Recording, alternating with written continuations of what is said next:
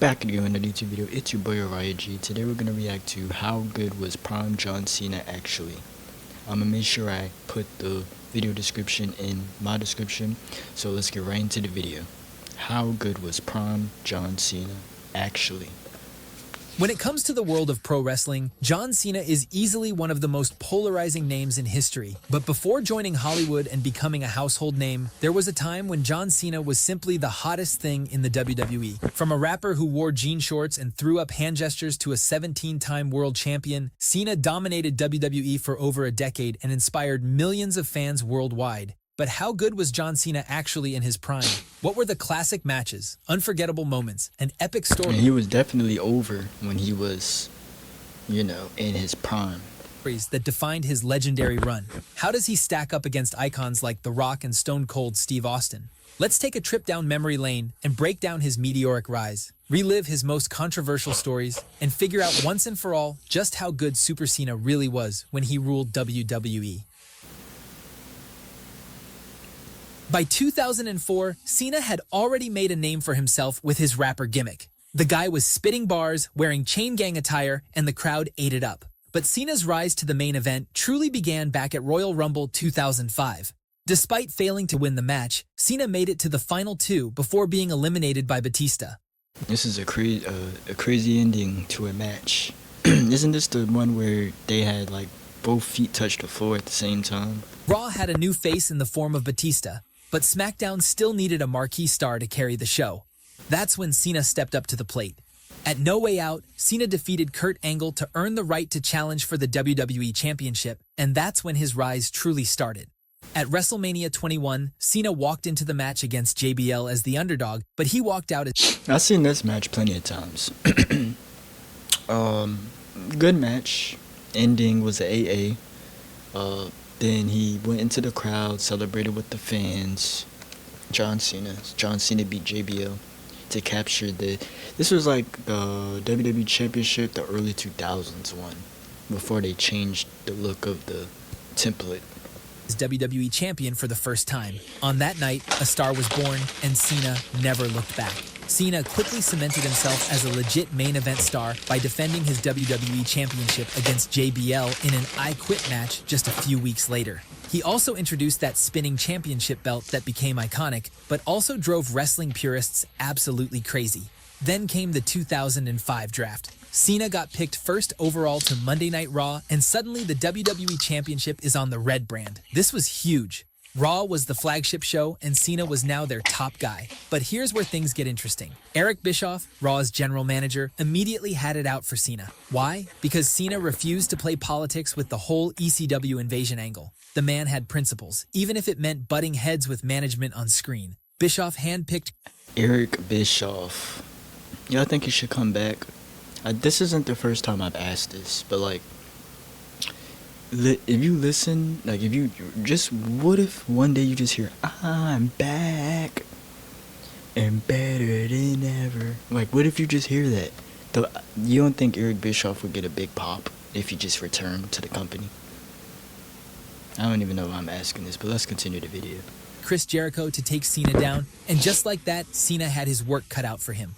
Even though Cena retained against Jericho at SummerSlam, something weird started happening during these matches. The crowd wasn't completely behind Cena anymore. Some fans actually cheered for Jericho and started booing Cena. This wasn't a one-time occurrence either. With each appearance, the crowd grew more and more divided. But Cena kept showing up, putting up a fight, and walking out still the champion.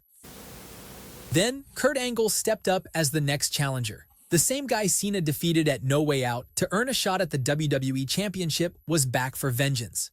Angle brought his technical wrestling style, and Cena had to dig deep to hang with the greatest Olympic athlete ever to step foot in a WWE ring. This period also saw Cena develop the STFU, his submission finisher that became just... Bring back Chris Masters. Give him the same theme song and same gimmick. The masterpiece. Should Chris Masters come back? They should bring him back, right? Just bring back like all the old wrestlers, whether they're not booked well or they were just mid-card wrestlers. Like Chris Masters was a mid-card wrestler, but he was still good in the ring. So they should bring him back. And I feel like he could at least won a mid card title. Let me see if he even won any titles. This is kind of off topic. Chris Masters? Did Chris Masters win any titles in the WWE? He did not. So if they bring him back, they can literally just like give him the IC title or something. As feared as his attitude adjustment. The fact that Cena not only survived but thrived against Angle proved he belonged in the main event. By early 2006, Cena had successfully defended his WWE Championship against legends. I seen this match too. This is what, the New Year's resolution Elimination Chamber match? Technical wizards, and everything in between. He was drawing massive crowds, moving merchandise like crazy, and becoming the undisputed face of the company. Kids loved him, adults despised him, and WWE finally had their next big superstar. He was on top of the world, the crowd was mostly behind him, and everything seemed perfect for WWE's Golden Boy. But then, New Year's Revolution 2006 took place, and what happened next would define not just Cena's career, but create one of the greatest rivalries in wrestling history.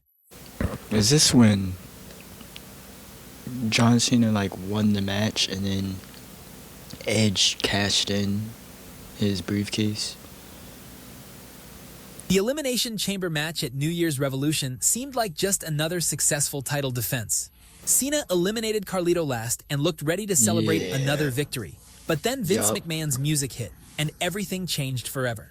Edge cashed in his Money in the Bank briefcase, and with 2 devastating spears, the landscape of WWE shifted dramatically.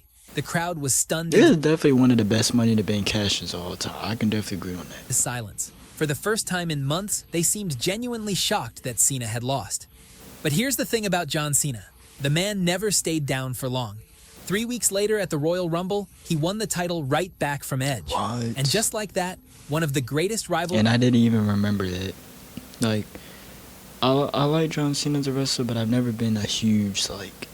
He hasn't, like, I haven't followed all his rivalries, all his storylines, everything. So it's like, I know his matches, I know his rivalries and certain rivalries he's had. Like, I know the Edge rivalry, but, like, you know, I don't know every single match. You know what I mean? ...in WWE history was born.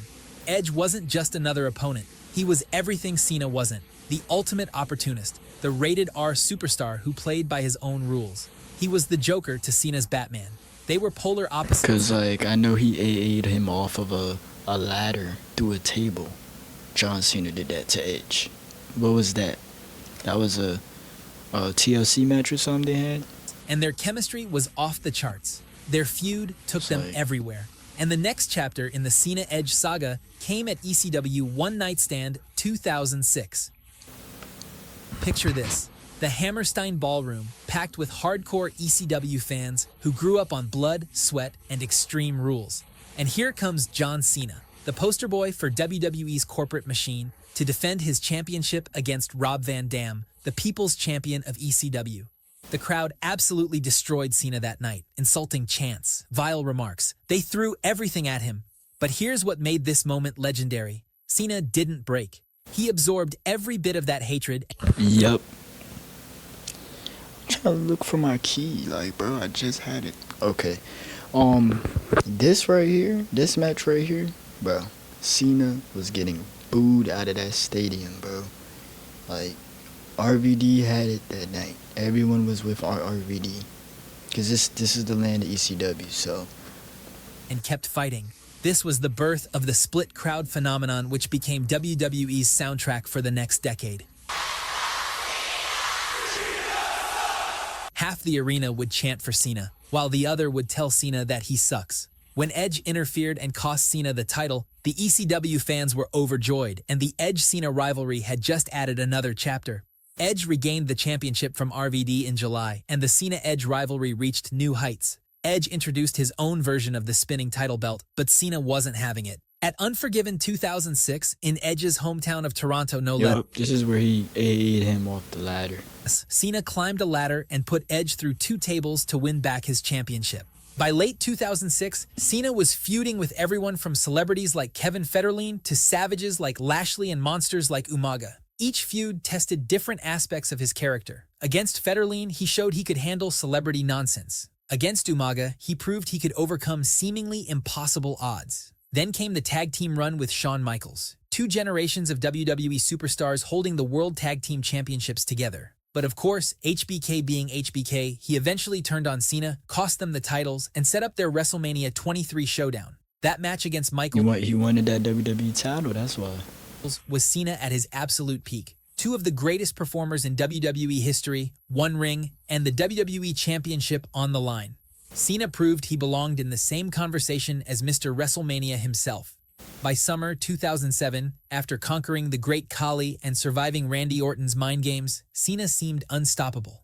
He had the longest WWE Championship reign in nearly 2 decades. The crowd reactions were split but passionate, and he was clearly the He might not be one of my favorites, and he definitely is in my top 20.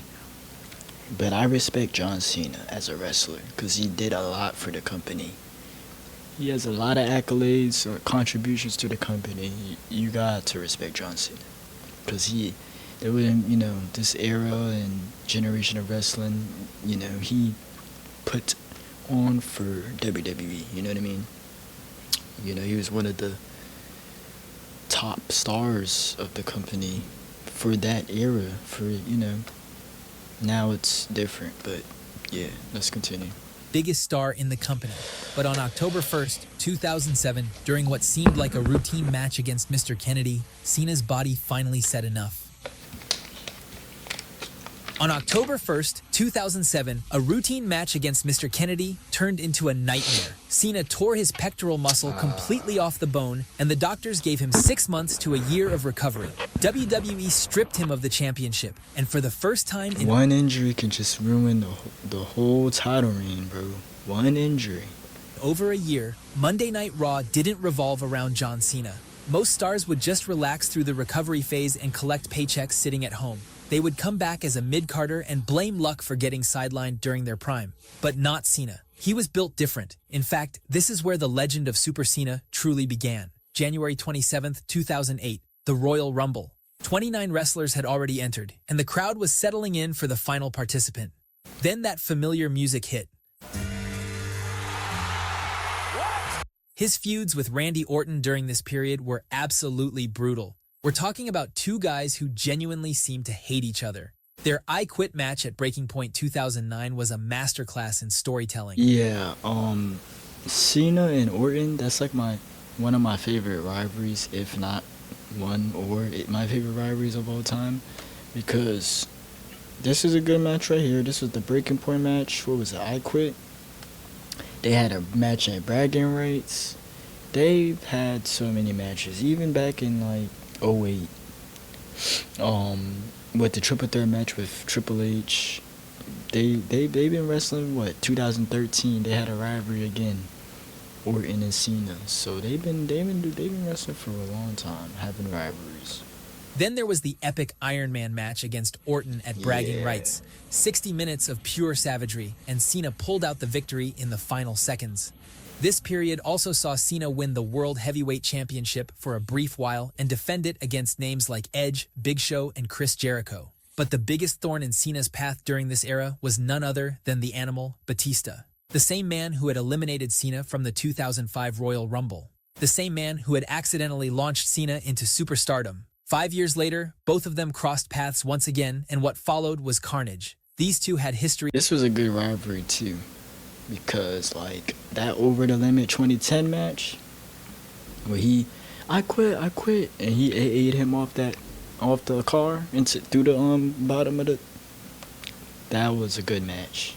As friends, but by 2010, their friendship had turned into one of the most personal feuds in WWE.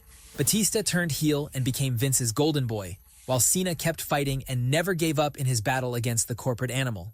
Cena's surprising loss to Sheamus at TLC showed that WWE was willing to take risks with their biggest star. Sheamus was relatively unknown, but by putting him over, Cena instantly made him a legit main event player. What made Super Cena so compelling was That was how good was Prime John Cena. Actually, really good video. Tell me what you guys want to see next in the comments down below. I got more videos coming. Stay tuned. Subscribe, like, comment. Yeah, Uriah out.